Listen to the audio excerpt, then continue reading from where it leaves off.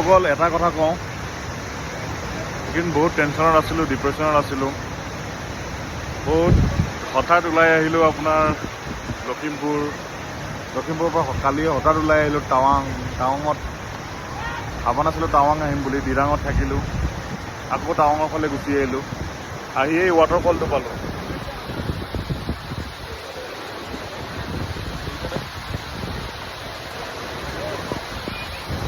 এই ৱাটাৰফলটো হৈছে এই কি শ্বাহৰুখ খানৰ কয়লা মুভিৰ তন্হাই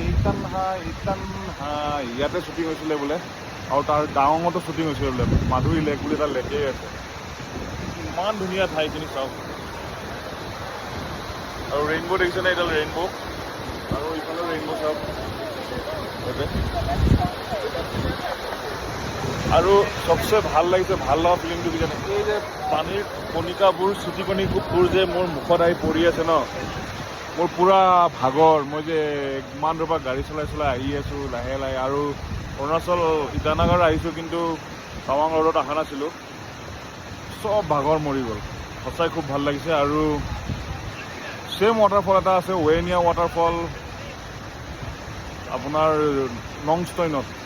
এনেকুৱাই ডাঙৰ, ভাল লাগিছিলে খুব। আজি সেই ৱাটাৰফলটোৰ পিছত এই ৱাটাৰফলটো ভাল লাগিছে, বহুত ডাঙৰ সঁচাই।